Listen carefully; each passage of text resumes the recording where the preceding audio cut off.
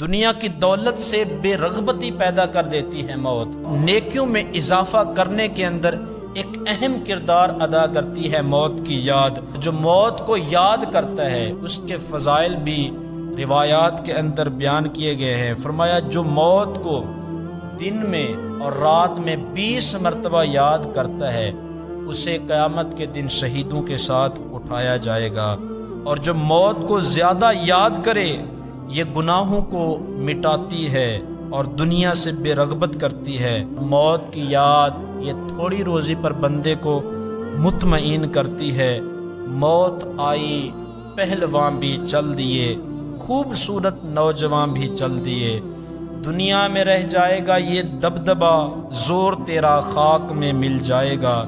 تیری طاقت تیرا فن عہدہ تیرا، کچھ نہ کام آئے گا سرمایہ تیرا۔ قبر روزانہ کرتی ہے یہ پکار، مجھ میں ہیں کیڑے مکوڑے بے شمار، کر لے توبہ رب کی رحمت ہے بری، قبر میں ورنہ سزا ہوگی کڑی۔ حضرت امام غزالی رحمۃ اللہ تعالی علیہ آپ موت کی تکلیف کی شدت اور اس کی کیفیات کی منظر کشی کرتے ہوئے ارشاد فرماتے ہیں کہ موت اس تکلیف کا نام ہے جو براہ راست روح پر نازل ہوتی ہے اور تمام اجزاء کو گھیر لیتی ہے، یہاں تک کہ روح کا وہ حصہ بھی تکلیف کو محسوس کرتا ہے جو بدن کی گہرائیوں کے اندر ہے، اور موت کی تکالیف براہ راست روح پر حملہ آور ہوتی ہے، اور پھر یہ تکالیف تمام بدن کے اندر یوں پھیل جاتی ہے کہ ہر رگ، ہر پٹھے اور ہر حصے اور ہر جوڑ سے روح کو کھینچا جاتا ہے، ہر بال کی جڑ سے یہاں تک کہ سر سے لے کر پاؤں تک کھال کے ہر حصے سے روح نکالی جاتی ہے۔ لہٰذا اس وقت کی تکلیف اور درد کا اندازہ کون کر سکتا ہے؟ بزرگوں نے تو یہاں تک بیان فرما دیا کہ موت کی تکلیف تلوار کے وار، آرے کے چیرنے، کینچی کے کاٹنے سے بھی زیادہ تکلیف دہ ہے،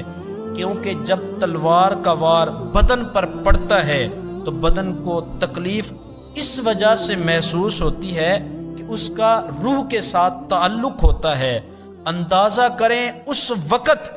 کس قدر بندے کو تکلیف ہوگی جب تلوار براہ راست روح پر پڑے گی، اور جب کسی کو تلوار کے ساتھ زخمی کر دیا جائے تو وہ مدد مانگ سکتا ہے، وہ چیخو پکار کر سکتا ہے، ہر لحاظ سے وہ اپنا معافی ضمیر بیان کر سکتا ہے، لیکن موت کے وار کی ایسی تکالیف ہیں، ایسی شدتیں ہیں کہ بندہ جب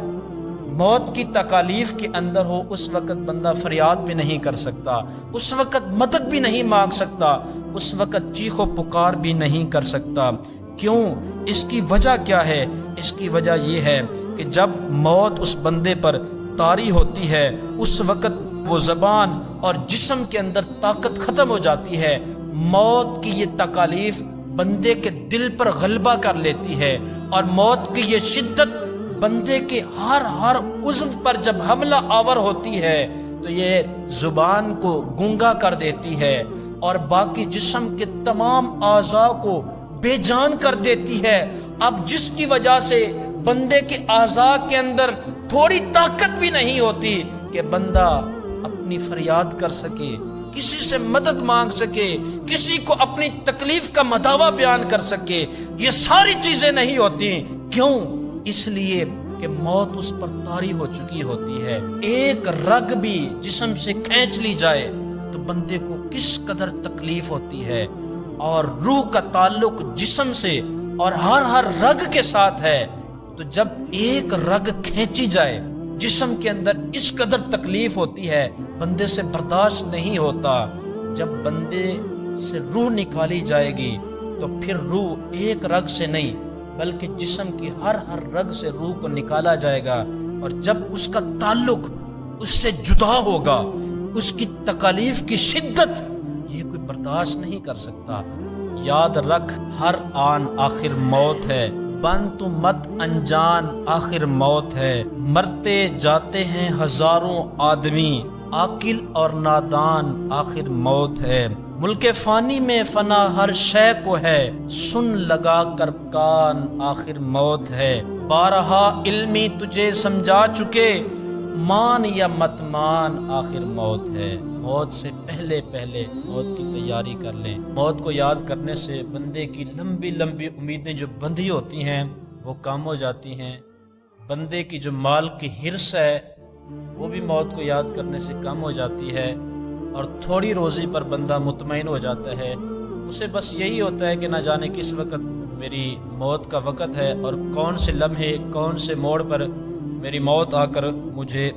گھیر لے۔ حضرت عمر بن عبدالعزیز خلیفۃ المسلمین امیر المومنین، آپ کے پاس ملک روم کے چند لوگ قاصد بن کر آئے۔ حضرت عمر بن عبدالعزیز نے ان سے پوچھا، جب تم لوگ اپنا کسی کو بادشاہ مقرر کرتے ہو تو اس کا حال کیا ہوتا ہے؟ ان لوگوں نے بتایا کہ جب ہم کسی شخص کو اپنا بادشاہ بناتے ہیں،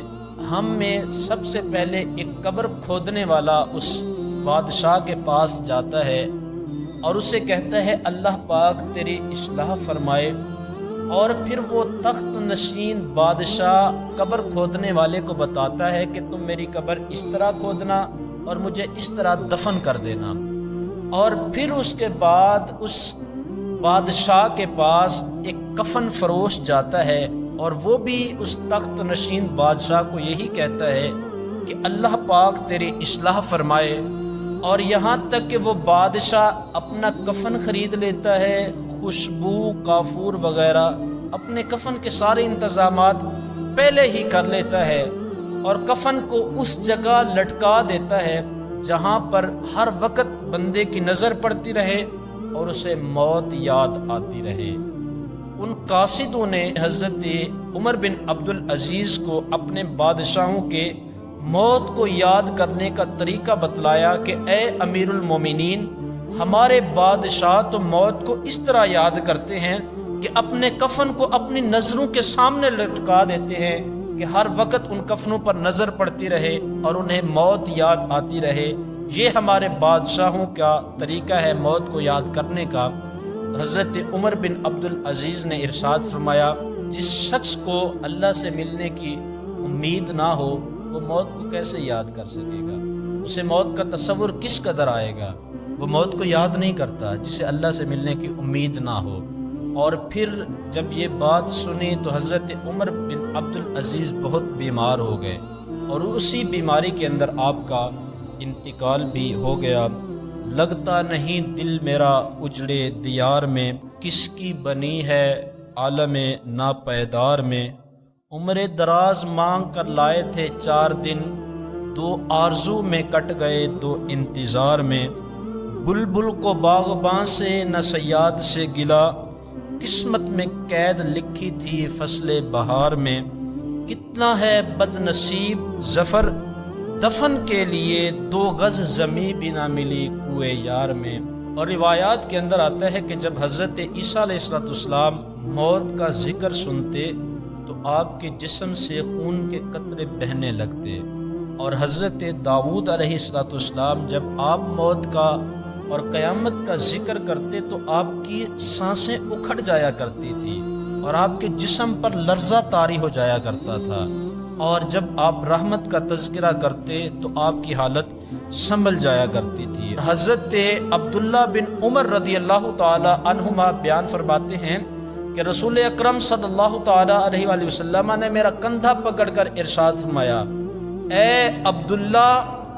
کہ تو دنیا کے اندر یوں رہے جیسا کہ مسافر رہتا ہے، اور یا پھر راہ چلتے مسافر کی طرح تم رہو۔ اور حضرت عبداللہ بن عمر رضی اللہ تعالی